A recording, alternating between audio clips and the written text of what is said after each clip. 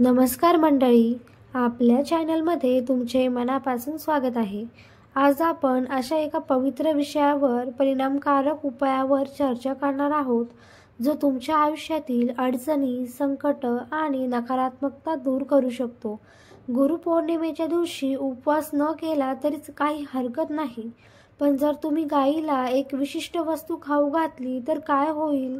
गुरुपौर्णिमा म्हणजे गुरूंच्या कृपेचा दिवस. गु म्हणजे अंधार आणि रू म्हणजे प्रकाश.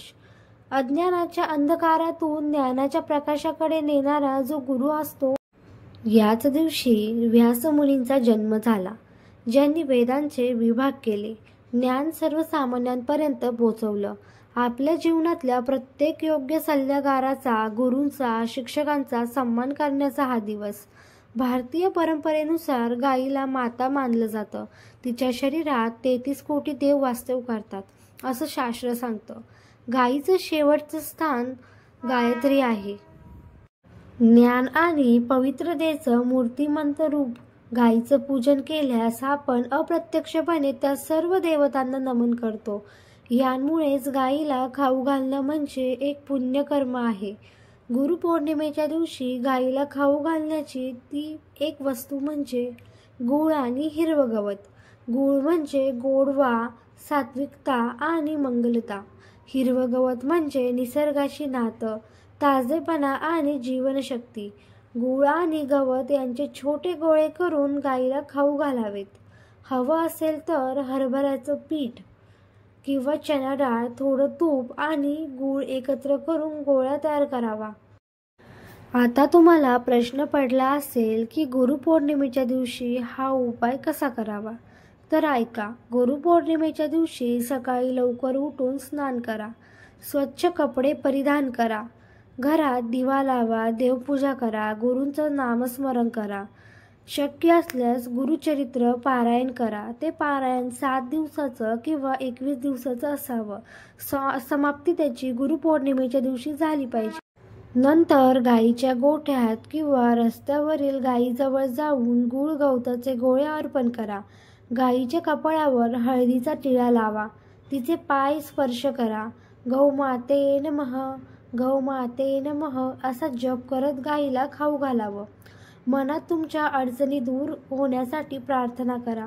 आयुष्यातील अडथळे दूर होतात, मनशांती मिळते, गुरूंची कृपा प्राप्त होते, मनगट मजबूत होतो, आत्मविश्वास वाढतो आणि घरात सकारात्मकता नांदते. धनसंपत्तीचे योग जुळून येतात, वाईट शक्तींपासून संरक्षण होतं. हजारो लोकांनी हा उपाय करून आपल्या जीवनातील सकारात्मक बदल अनुभवलाय.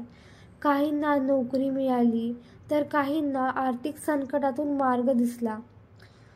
श्रद्धा असेल तर कृपा देखील होणारच. गुरूंची कृपा मिळवण्यासाठी हा अगदी अतिशय सोपा उपाय आहे, जो गुरुपौर्णिमेच्या दिवशी केला जातो.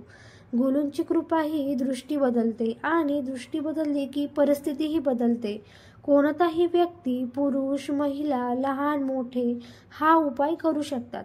महिन्यात एकदा, दर गुरुपौर्णिमेला किंवा गुरुवारी करणे योग्य आहे. पण विशेषतः गुरुपौर्णिमेच्या दिवशी केल्यास त्याचे फळ अनेक पटीने जास्त मिळते. गुरु हे ज्ञान, धर्म, सदाचार, विवाह, संतान यांचा कारक आहे. गुरु कमजोर असल्यास आयुष्यात अडचणी येतात.